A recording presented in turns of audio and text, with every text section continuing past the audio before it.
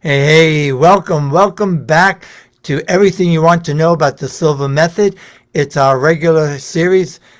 I really don't remember what episode number this is, but we've been doing a bunch. This is Amy Schneider and Ken Coscia here, Silva Hello. instructors, for that. And today's topic, I'm so glad you're here.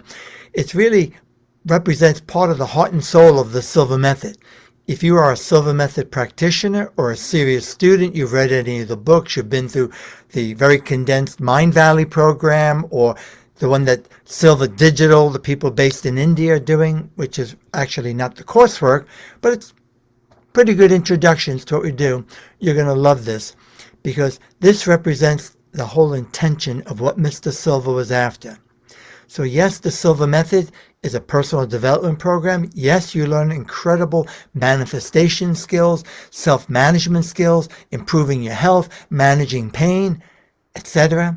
However, what it's really all about, the primary motivation, our mission is to awaken and develop our inner compass, so to speak, our intuition, and to have a high level of certainty, of confidence, so that we know the difference that makes the difference when I'm wishfully thinking or in fear, or when it's actually intuition that can guide us, when it's that inner wisdom. And you have this, by the way. You have this. We're all blessed with this faculty. We're all a part, if you want to use the language, of the field. We all have access to this information. It's just that through a lot of conditioning and programming and misguidance and false and limiting beliefs and so on and so forth, we've kind of have blocks to it, plus living in stress. So we're really wanting, our intention is that this helps to serve you, to motivate and inspire you to do more. So mental projection. We also want to look at mental projection as it relates to remote viewing and then the benefits. So we'll give you a brief description. We're not here to teach it. We do that in the class. That's 40 hours of training, 4 full days, but to at least give you some deeper understanding of what it is and the value and why the heck, because on the surface and out of context, it seems kind of odd, to put it mildly. Way back, it was people would say woo woo. So, Amy, you want to kick off? Any thoughts about what we're about to move into that you wanted to add? So, mental projection and remote viewing, I think in every video we do and every topic we talk about, I say it's my favorite. So, um, it because each thing builds on the next, and this particular day, we're doing mental projections really throughout the class. However, when we're really diving into the material is in those last 2 days when we're really diving deeper into intuition and we are doing mental projection exercises, which we're going to talk about, as you mentioned in this video. However, with mental projection, we do it every day. We already do it. We we think about, right, we project our mind, we think about where we're going to go on vacation, what we're going to eat for dinner. We maybe see ourselves at a restaurant with our friends that we're going to see later on in the evening. And so it's already something we do, and I love that in the class we really focus on it and we utilize that. And Mr. Silva put a structure to it in order for us to use it to awaken our intuition and really understand the language of our mind. It's a lot of wisdom in what you just said, Amy. I want to kick off what you just said, keyword structure. If Mr. Silva were here, he'd be the first to say, I didn't do anything new.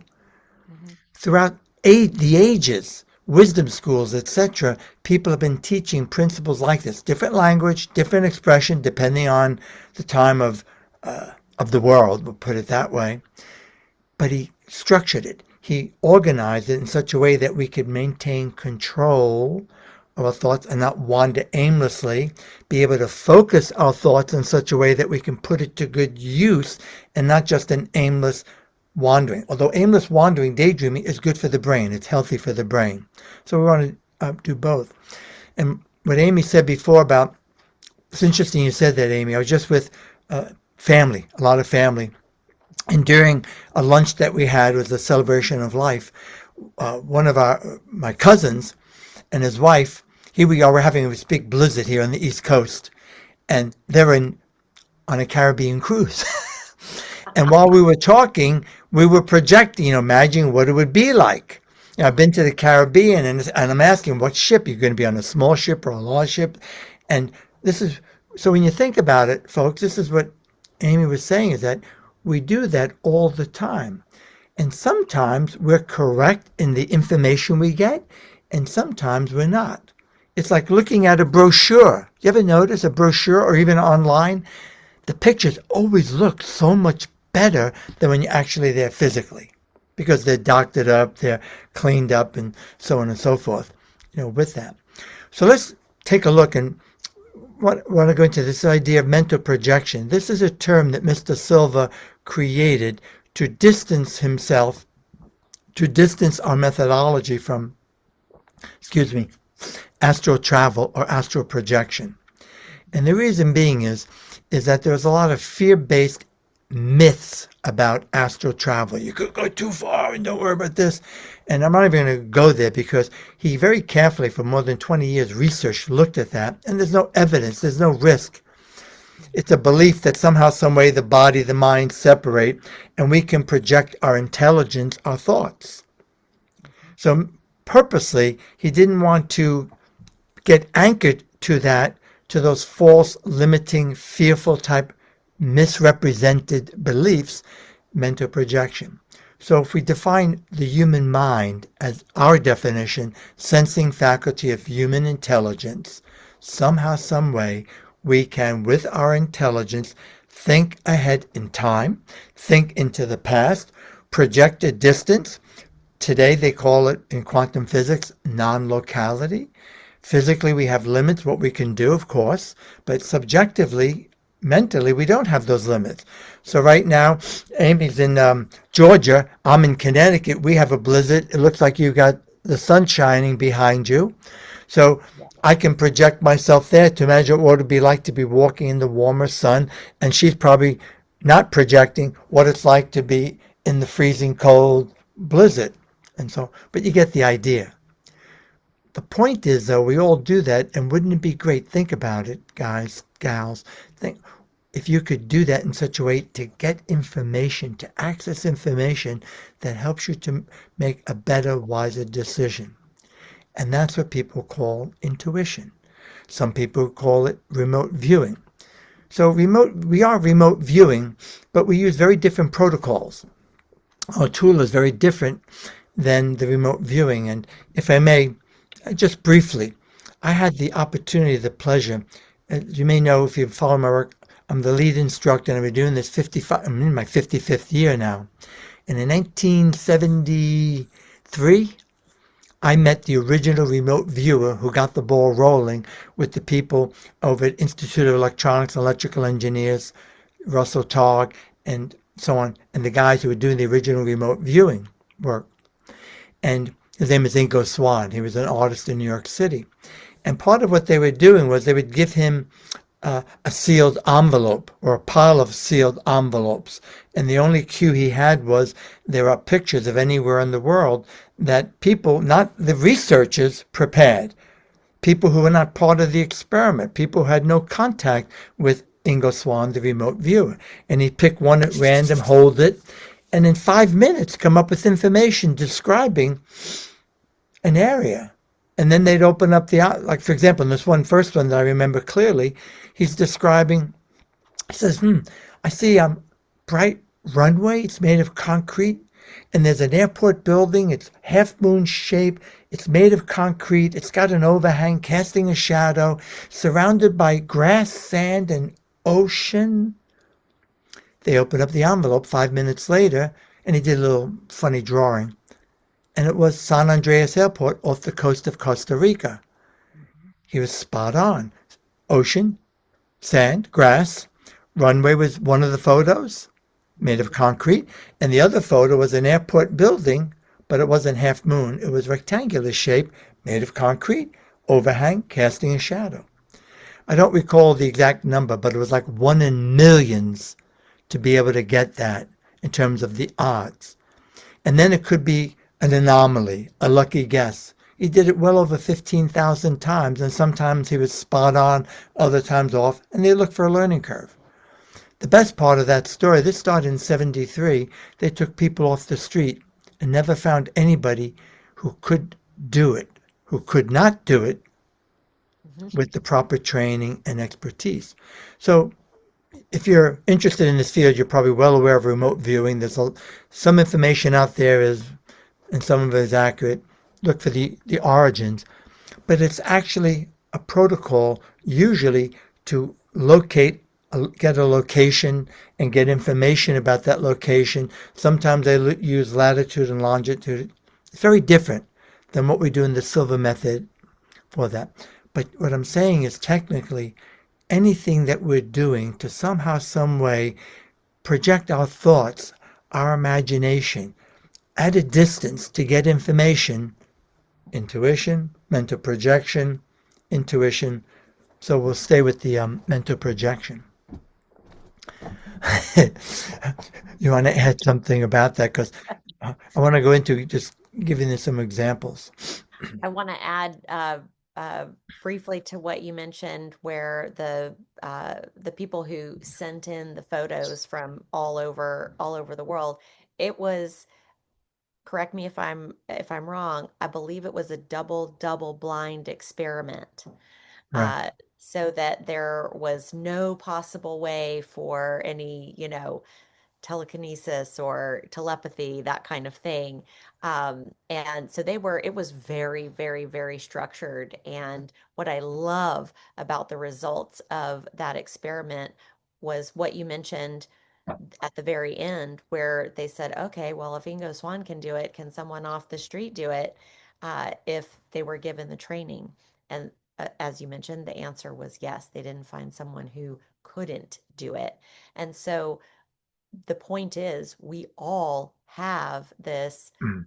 ability. We all have this God-given gift of intuition.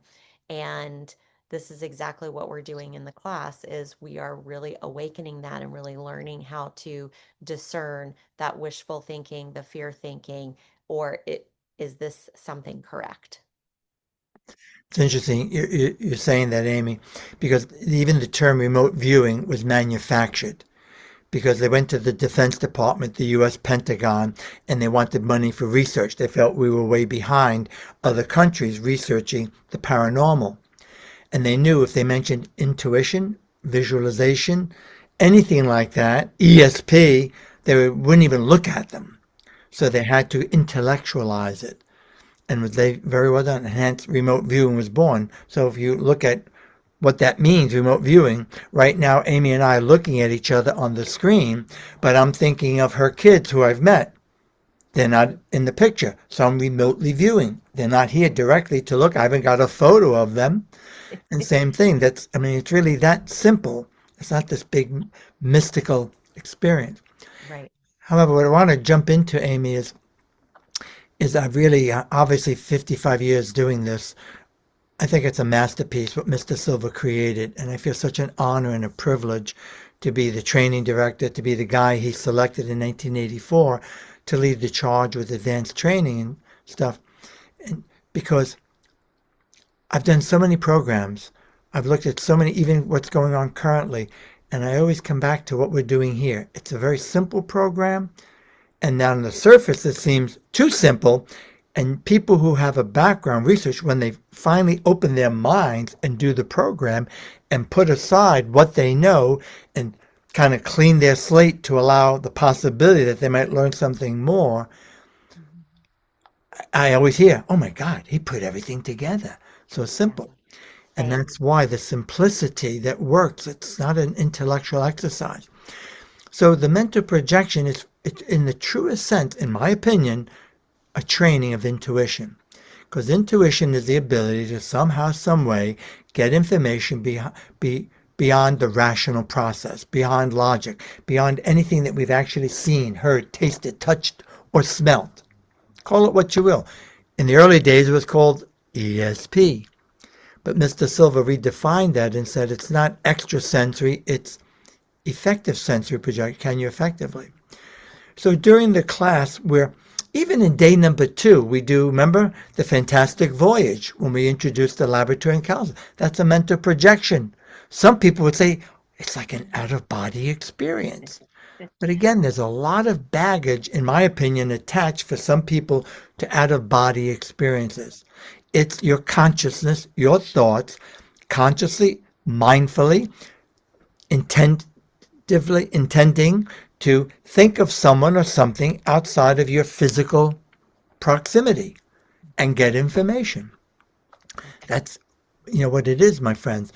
So in the class, we're practicing all throughout, and in day 3, we really zero in on it the afternoon. There actually used to be 1, 2, 3, 4, 5 exercises to make room for the new content in life and intuition system that we added, like holo viewing, planting the seeds of purpose. We combined one of the exercises. So part of what it is here, if you think of it this way, Mr. Silva looked at expressions of life as they exist on the planet. Today, astrophysicists and many others, quantum physicists, and even neuroscientists are more and more looking at you are the universe is you. That everything that exists in this universe, and we know for fact on this planet Earth, we all share some common denominators. We all stem from what? Energy. And then from energy to atoms to molecules. I know, Amy, we're talking, but I just want to give it some context in that sense. But that this whole planet Earth is living and breathing and adjusting over time. The energetic around the planet, the ionosphere, that field is changing in terms of the rhythm, the frequency.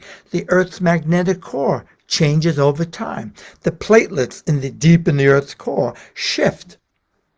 Now, of course, inanimate matter like metals or what have you are not as alive as us human beings, but they still are stem from what? Energy, and they do have an atomic and molecular structure. So what Mr. Silva did was he looked at inanimate matter, and we do an exercise, and I'll just run through them if I may. Yeah. Inanimate matter, and for no special reason other than they represent metals such as stainless steel, copper, brass, and lead, 4 primary metals that exist. And then from that we do plant life, and then animal life, mammals in particular, and then the human body and mind kingdom.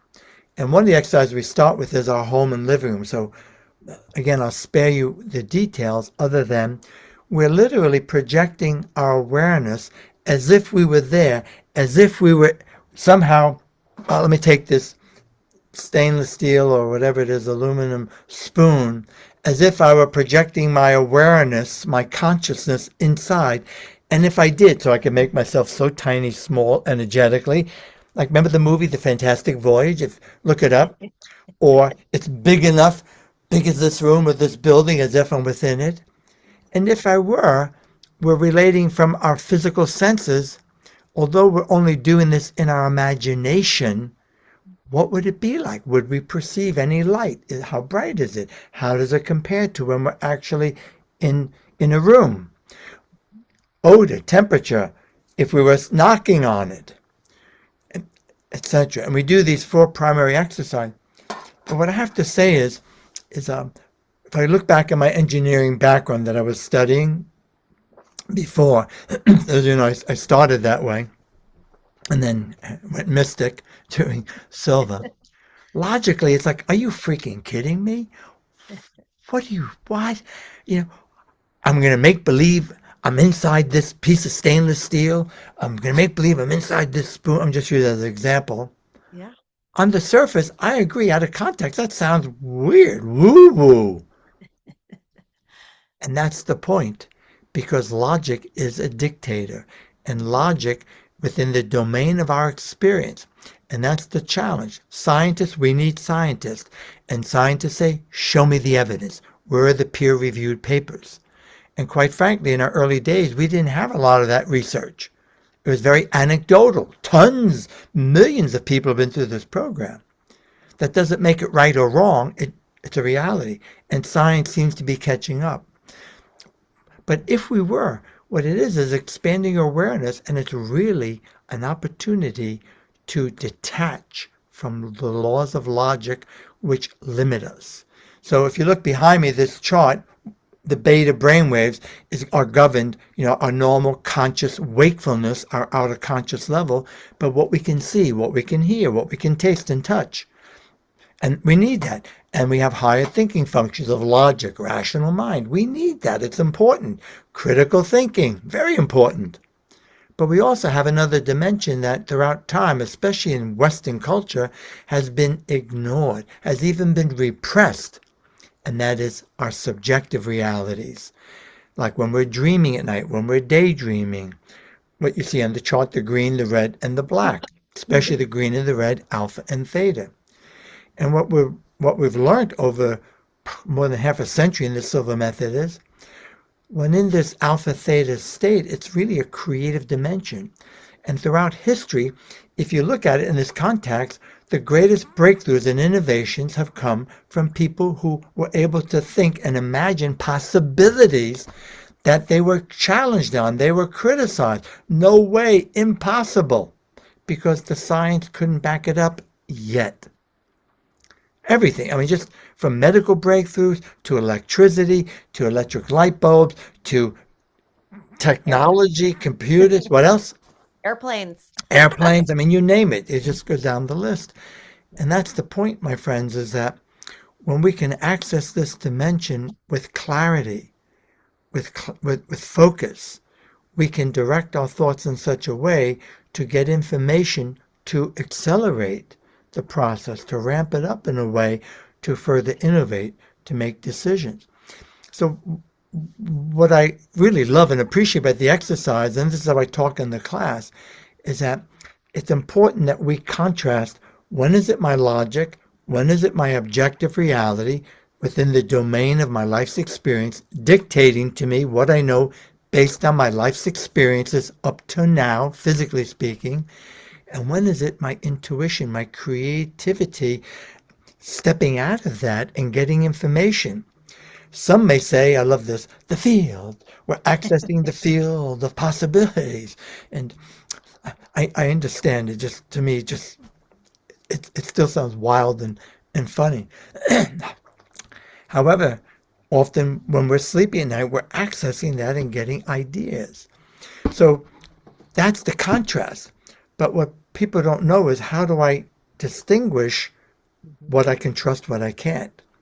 So to stay with the mental projection, at first it's all about awakening and developing it.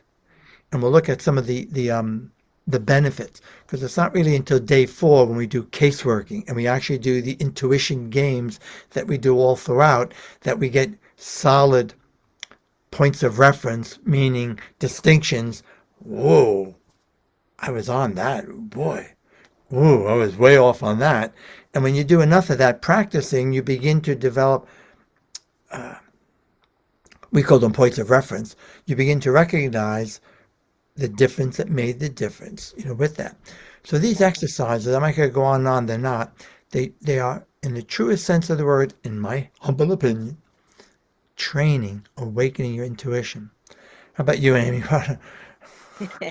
So, a couple of things that came to mind as you were speaking about that.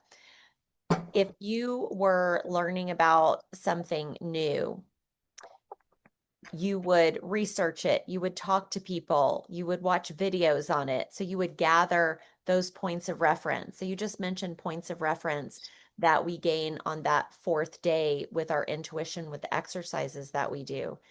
Up until that point, we're gaining points of reference with our imagination and how we understand it, how we mentally experience something, the metals, which are building blocks of life, really. They're elements. They're a part of the earth. They're a part of us. They're a part of the the things that we interact with every day, including the plant life, the animal life, the human life. It's a part of our world. So our goal is to gain more mental frames of reference with these objects, plants, animals, human anatomy, uh, in addition to what we already know with our objective education that we've had all of our life, right? Talking to people, looking at pictures, watching videos, and we have less of that education mentally.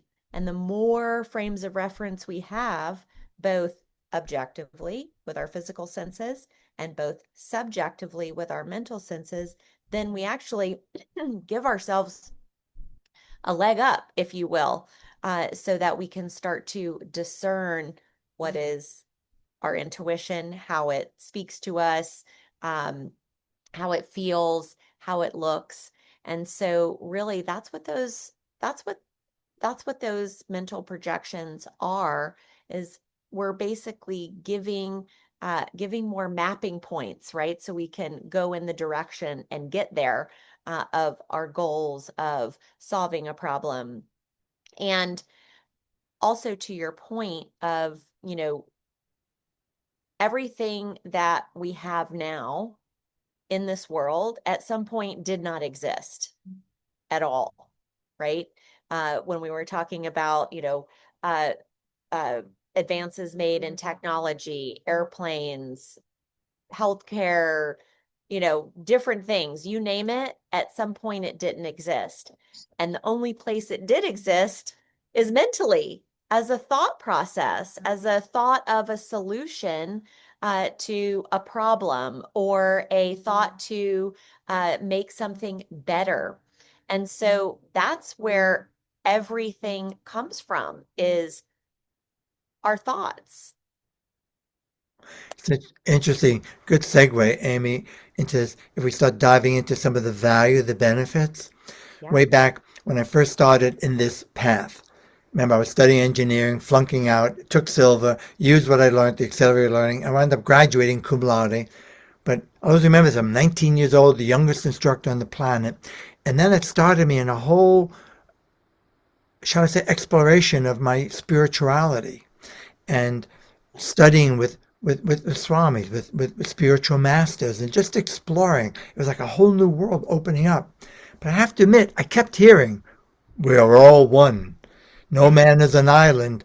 And admittedly, I just, I mean, somewhere deep inside, okay, yeah, I like that. But, and no exaggeration, for me, it was probably a couple of decades at least, a few decades, that it finally started connecting and integrating in my heart.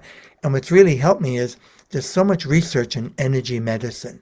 And there's so many people, prominent people, very well respected people doing really good research who would say basically everything is energy. We're all energy. We start with that. That has helped me a lot because maybe because of my science background with respect to that. And yet I can remember when I finished, this is Brooklyn, New York, Memorial Day weekend, 71. And we had just we did 4 days in a row, what we now call the immersion. It was day 3, finished. I'm still at home with my parents. I'm back and I'm looking around my neighborhood and everything looked cleaner. It was weird. I wasn't on drugs. I started wondering, maybe they put something in the water. I don't have the words for it. It just, I felt different. It's like my eyes and what I was seeing, my filters were changing. And I remember seeing some guy walking a little dog. I like big dogs, a little dog. And out of character, oh, he's so cute. And I'm looking at the grass, it looked greener. Everything looked cleaner, or it's like it came to life. Yeah. And I didn't really give it a lot of thought. I just noticed that, and I can still remember that.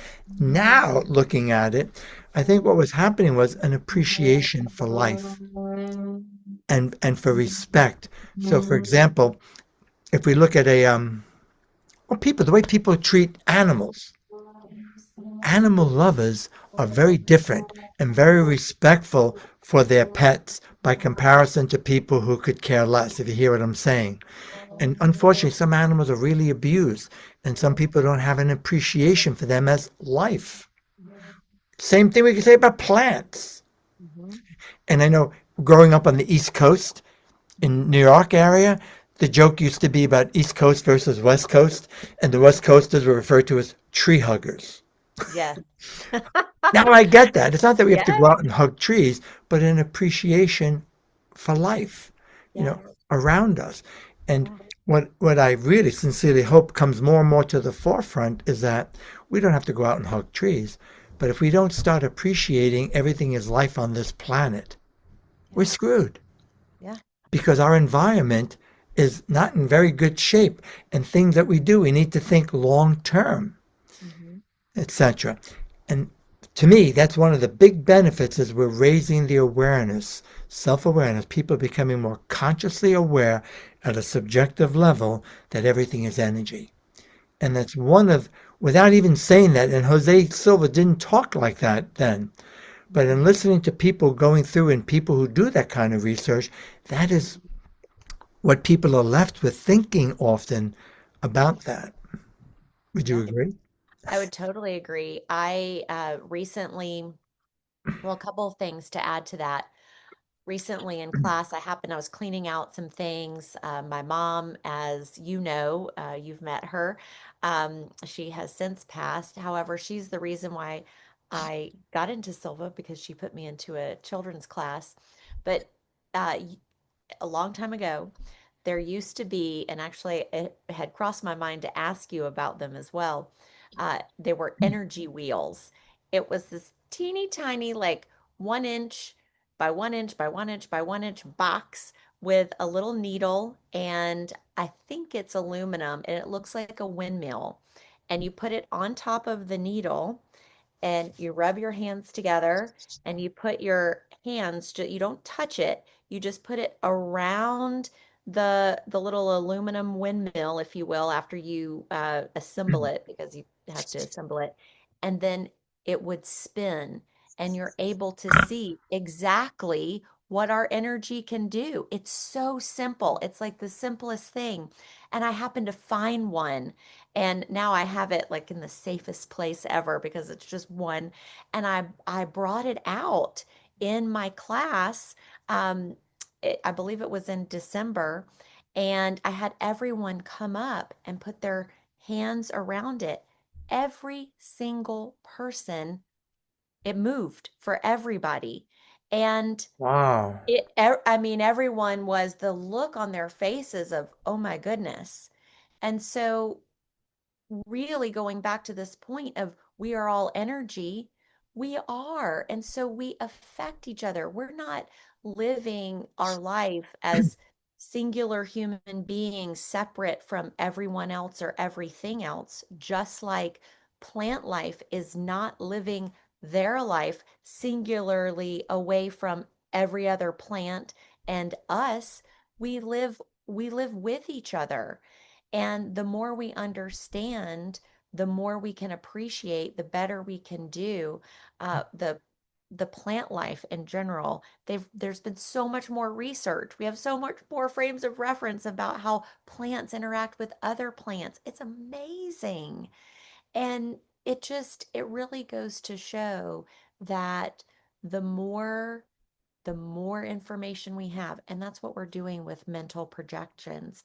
We are gaining more information than we've had before. We're gaining it in a meditative state, in a relaxed state where we're focusing our mind and just seeing what comes up. We're taking back our childhood, so to speak, and using our imagination. And one of the things that um, more, I know we're going to talk more about benefits here in a few. Oh, this is a big one. Yeah, the benefit is when we're able to just use our imagination, not worry about, well, is it, normally a tree is green when you go outside and look at it, but in my imagination, the tree is a bright blue. Okay, great. That's what it is in your imagination. That is true for you. So it also allows us to see things differently. We need to be able to take ourselves outside of our own logic because, friends, your logic is yours and yours alone. A lot of people share similar thoughts, right? That's important. However, the solutions you see may be the only ones that you see, right? That's why we want to appreciate other people's um, other people's solutions, ideas. It allows us these projections, these exercises that we do in class allow us to be flexible with our thinking, to imagine the possibilities, because there are infinite possibilities. However, with our frame of reference, our life experience, we may only be able to see a few. Whereas, for instance, let's say, Ken, you and I've been on this planet almost 50 years, and you obviously have lived longer than me, so you're going to have more experiences, more frames of reference. I'll use teaching Silva, for example, right? Whenever we have a question, us instructors, about teaching a class or a question that comes up, you may have had it 1,000 times and we've had it only 10, and we want to understand more how to best, answer people's questions, right? So we want to be able to really look at that, to be able to understand that, to be able to feel comfortable. That's a big one. To feel comfortable in imagining different solutions, imagining different pictures, different sounds, different feelings. And that helps us all the way around with our intuition and with taking action on the things that we're working on. I got a little That's fired up great. there. And I'm laughing because we got to remind our children about all these decades more of wisdom that we have. Yes. That energy wheel, by the way, I vaguely remember it. Thanks for bringing it up. Would you remember to bring it with you in May to the Ultra Yeah, Seminar? Because absolutely. it's a simple demonstration of what we're talking about that. And that part of the point, then probably you, the viewer here now, listener, if you're still watching, listening, you're very familiar with things like this. And what we want to do is develop some tools in such a way, and that's a big, huge benefit, to train our mind, our awareness in such a way that we can focus it intentionally and get information. That's why we call what we do in Silva dynamic meditation, where you can be passive, which is wonderful. If you just do passive meditation daily, it'll help you to live a much healthier life. You'll have more value, etc. But what Mr. Silva found was once you get into that, and it's an art, into that state, you can then focus your thoughts. You can direct your thoughts. You can direct your imagination. You can process in such a way, which is what we're doing with these mental projection exercises. When we get to day 3 and 4, 65% of our time is spent in these really wild, there's almost 10 guided meditations. I just did a quick in my head because I've never really counted them. Whereas in day 1 and 2, about 25-30% of the time, so we're leading up to that. But Amy, you remind me of a bunch of things here. So some of the value, the benefits of these mental projection is it's part of the training of our intuition. So we mentioned thought control, focus, being able to direct the thoughts rather than aimlessly wandering, self-awareness, just being consciously aware that it's all energy and we're all interconnected. However, it's also very important that we honor what comes naturally to us and that experience. For example, perhaps you've heard this from others, a really poor, ineffective thing to do is to compare to others.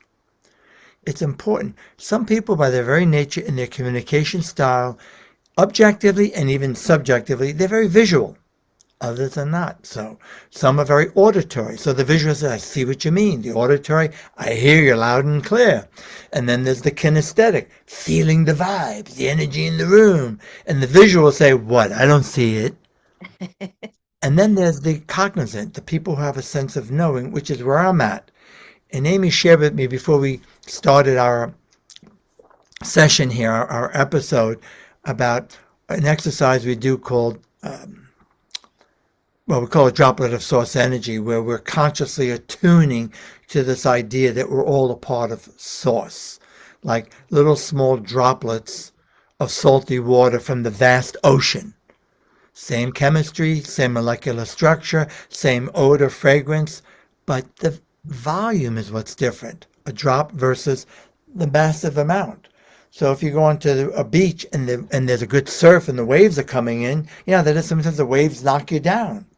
And you feel that, and you get sand in your bathing suit and the whole bit, and sometimes it moves you a distance.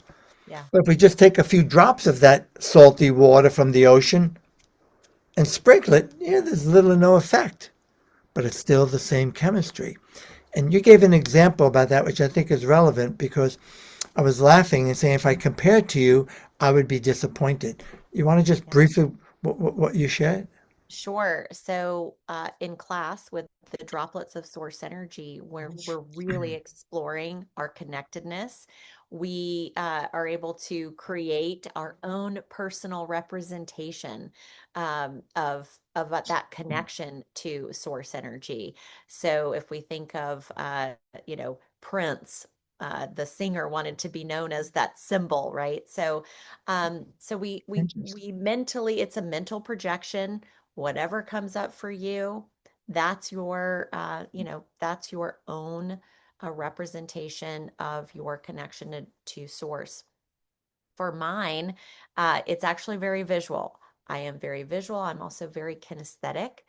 And so it came up this visual form for me, and I have started to use it almost as a technique.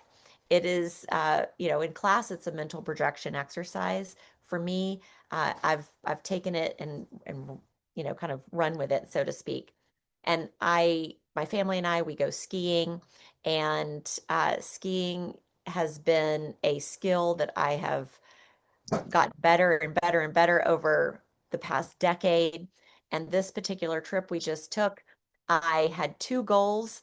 I'm going to ski down this hill to our starting point without stopping, and I'm going to listen to my music uh, completely so I could really enjoy the experience.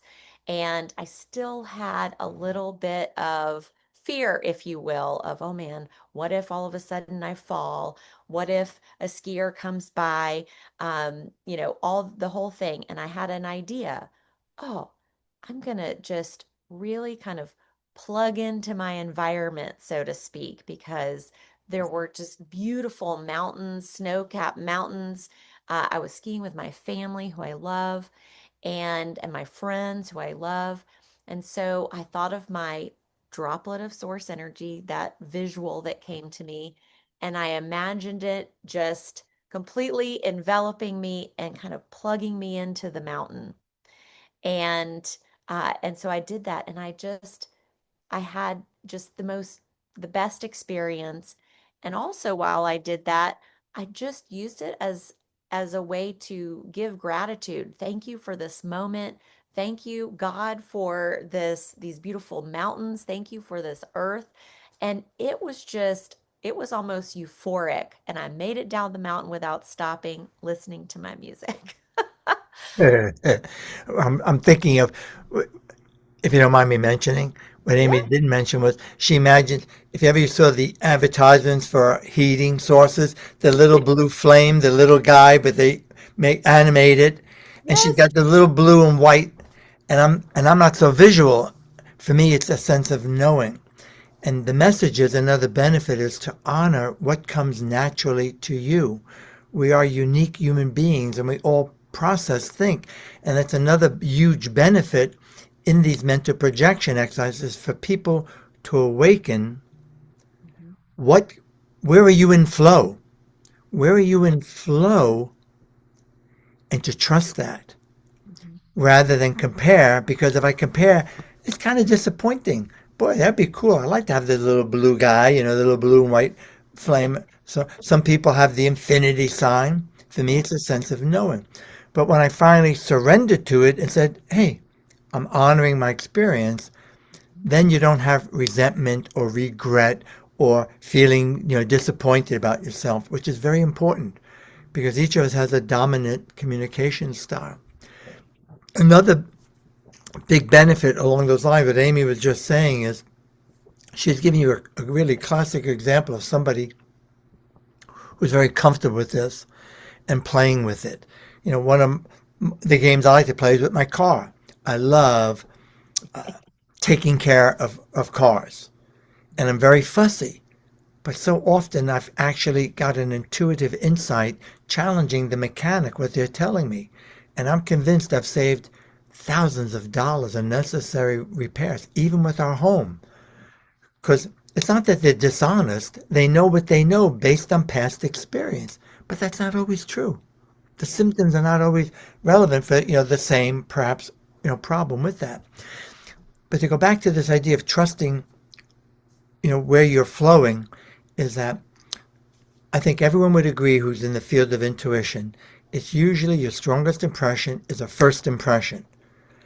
Much like you wake up from a dream, 10 seconds later, unless you've recorded it, it's gone. So people, how many times have you, viewer, had an insight and you run into the room to tell your partner, what was I going to tell you? It's gone.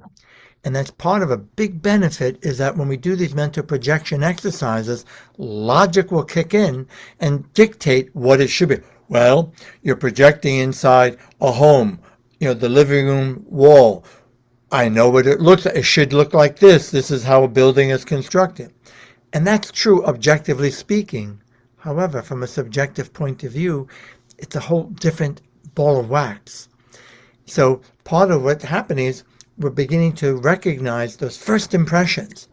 So I know when I guide people in the class, I'm sure Amy does the same, I don't go slow. We move right along, encouraging people. If you get an impression, great. If you don't, great. You can't fake it or make it up. What's your very first impression?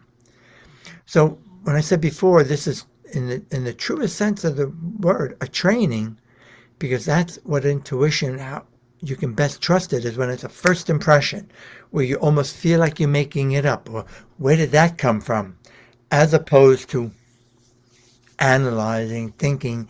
And I found that another big benefit is people who are analytical, if they overthink it and they get into their head, they're exhausted. It's not the doing of things, it's the excessive thinking about what you're going to do that wears us out. People do the same thing in the morning is they look at their to-do list and say, oh my God, how will I get to it? And they start projecting all this stuff. How will I get it? And they're exhausted. 2 minutes later, they haven't done anything, Yeah. which is another benefit, learning how to focus and get right with it and trusting those first impressions rather than overthinking it. I mean, there is a place for analysis, of course, and there is a place for us having a mastermind session and looking at all the angles. But that's very different than intuition, and that's the forte, the specialty of the Silva training, and it's frankly what Mr. Silva was more interested in than anything. And a lot of what we do is kind of creating a pathway to our higher self, to awaken this. So what about you? I think I pretty much covered what I wanted to as far as benefits.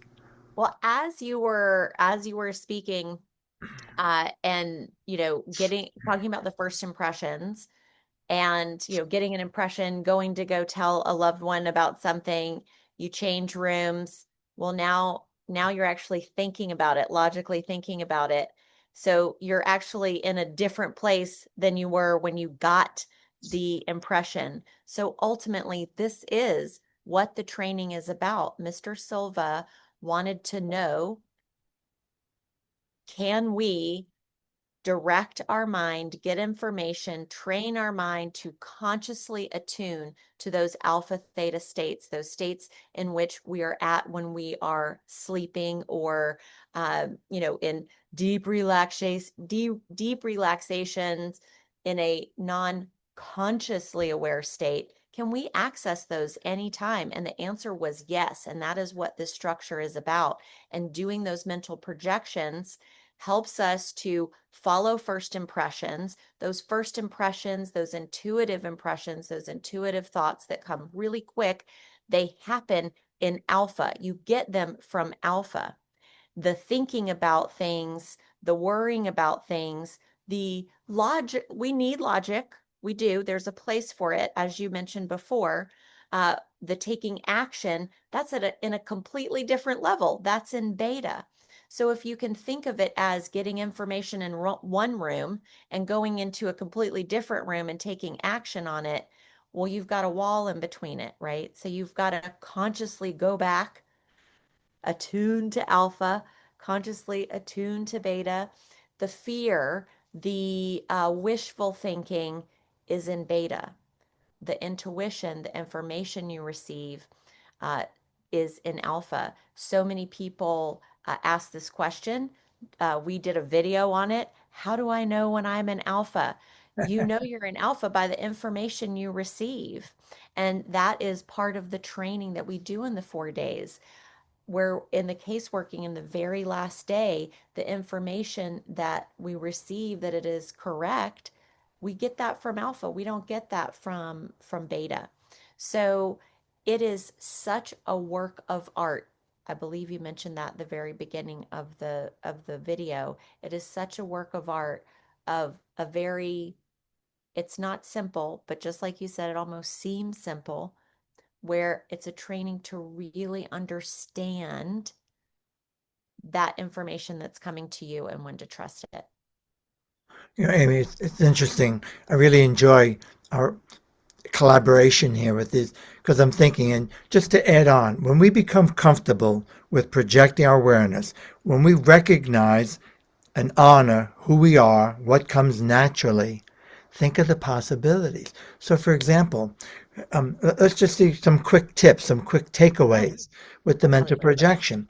Often, like in relationships, whether there's conflict or not, we make up stories and we don't have all the facts.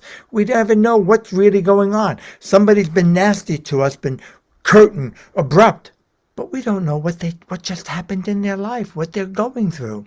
And if we all could just step back and, since we're all one, and ask, what would it be like for me if I were walking in Amy's shoes or this person's shoes?